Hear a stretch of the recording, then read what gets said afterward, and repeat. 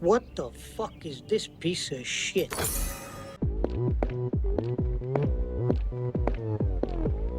Hey, how's it going, and welcome back to another timely video from yours truly. Welcome to Season 1 of League of Legends. Wait, wrong Season 1. Ah, much better. Welcome to the real Season 1, Welcome to Noxus. Oh come on, you guys can't come up with a better name than Season 1 Welcome to Noxus? I've said welcome 5 times already. Let's talk about a new mechanic that's changing how the early game's gonna be played. Feats of Strength. So what are Feats of Strength? Think of them as a high-stakes best-of-3 contest. Riot's replacing the old gold rewards for things like First Blood and First Turrets with something way cooler. Tier 3 boots. Here's how it works. Teams compete for 3 objectives. First Blood, First Tower, or securing the first 3 epic jungle monsters like dragons, heralds, or even my beloved void grubs. Nail 2 out of the 3, and your team wins the feat, earning the Blessing of Noxus buff. This buff powers up your tier 2 boots with extra stats right away, and later in the game, you can upgrade them to tier 3 for even more bonuses, including some unique effects. Think of shields, extra move speed, or some spicy passives tailored to the boot of your choice. So now, let me show you why Fiora Support is the key to breaking this system. With this new importance put on First Blood, every single game will start with either one of the teams invading to try get that initial pick for First Blood. The first part of the Fiora Support strat is to say bye-bye to Flash and go Exhaust and Ignite. The next trick is to always start with your W. It does damage, slows, prevents you from taking damage, and reflects any CC back onto the person you hit with it. So in scenario 1, when you invade, lead your team into the enemy jungle and reflect CC back onto the enemy to stun them. Then Exhaust and Ignite, and with the help of your team, that's guaranteed First Blood. But this also works defensively. You and your team can camp one of these bushes, waiting for the enemy to invade. And when someone gets close, slow them with your W, Ignite and Exhaust, and boom. What up, Silvernectin only here. Easy pick. With First Blood secured every game, now we just need to get either First Turret or 3 epic jungle monsters. Since junglers are, well, junglers, we'll aim to get the first turret. To do so, we're going all out aggressive in our primary runes, and taking Demolish and Overgrowth to get that little bit of extra health to use on your Demolish procs. Pair this with either an aggressive ADC who will kill laners to leave the turret unguarded, or with a champion like Ziggs or Tristana that melt turrets, and you're almost guaranteed to get first turret every single game. One other thing to look out for is any other lane that is already getting work done on the turrets. If you've got a silly little scaling smolder ADC, but a Yorick top, it's a good idea to rotate up there from time to time to make sure that you get that first turret. So parry that subscribe button, and let's check out the strat in action. So to start out this game, I've decided to go with the aggressive invade tactic. And seeing Zed here, I know it's safe to go forward since the enemy bot is probably moving to help. And now, we wait. Enemy spotted. Unfortunately, he gets away. If Caitlyn had used any ability at all, that would have probably been a kill. And even worse, he has TP, so he'll just TP back with full HP. But after failing to get that first blood, the team pulls through and helps with our mission to get that feat. After an absolutely boring 5 minutes of laning into double mages, I decided it was time to go get the milk and head topside.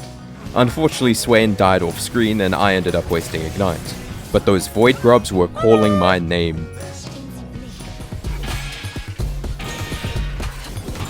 With that taken care of, there's only 2 objectives or 1 turret left, and those feet are all mine. Whoa, get a load of those leaked builds for the old video I was gonna post 5 months ago. I still have all the footage, so maybe one day I'll just upload the gameplay as a time capsule of what pre-league gacha game was like. Anyway, when absolutely no fighting for another few minutes happened bot, it was time to see if I could do anything to help our Swain.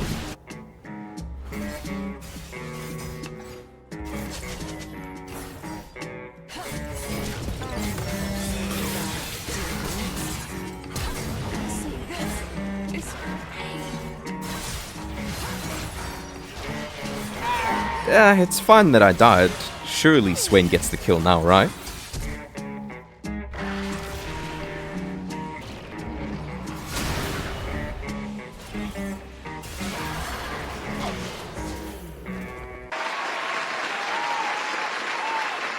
With 30 seconds left until Void Grubs, it's once again time to ditch bot and head there with my jungler.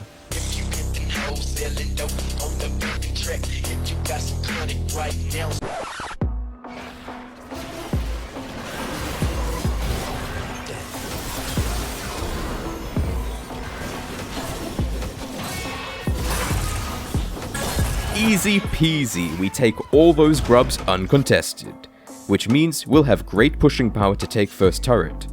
So I try signal the team to take said first turret, but sadly they see Fiora Support is saying that, and they don't want to listen. Here's our moment. After pushing in the wave, we attempt to get the last thing needed to unlock our Feats of Strength.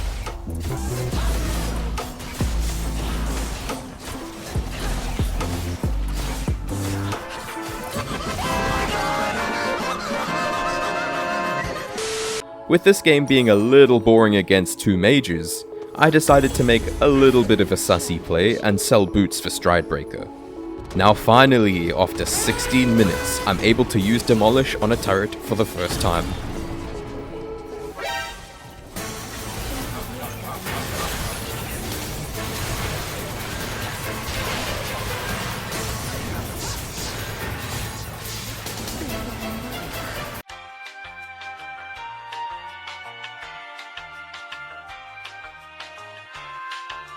After a quick reset, we're back on the hunt.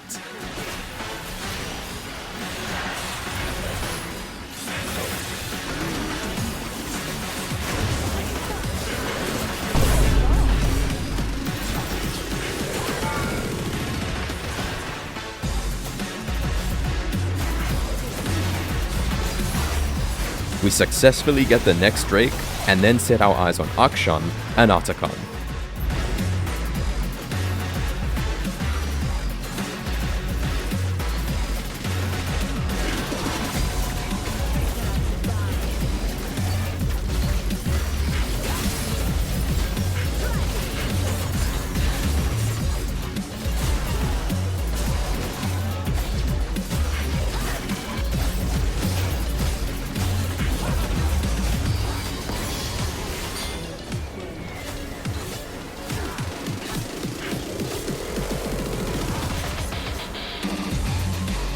Now with all those roses in our back pockets, it's time to fight.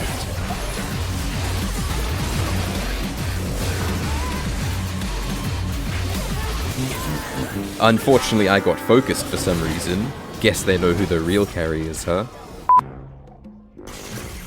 Seeing my Caitlyn wanting to do a bit of camping, I thought it was only right that I join her after leaving her alone in lane for so long.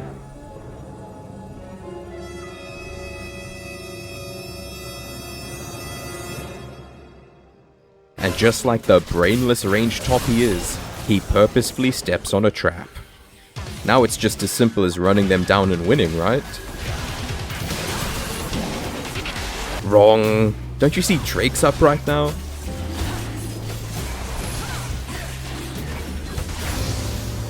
After that, Kate goes to a side lane, and I just know someone is gonna look to pick her off. So I decide to shadow her and make sure she stays safe like the good support I am.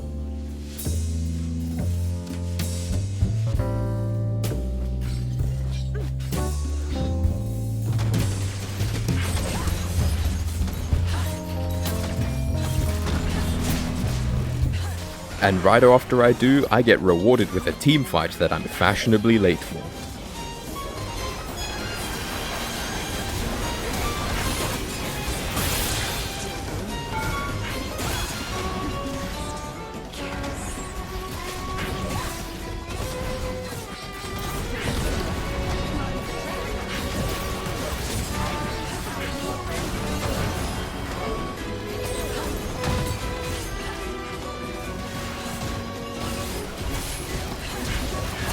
Now enjoy my happy little mouse gestures because I endured that horrific double mage bot lane and won.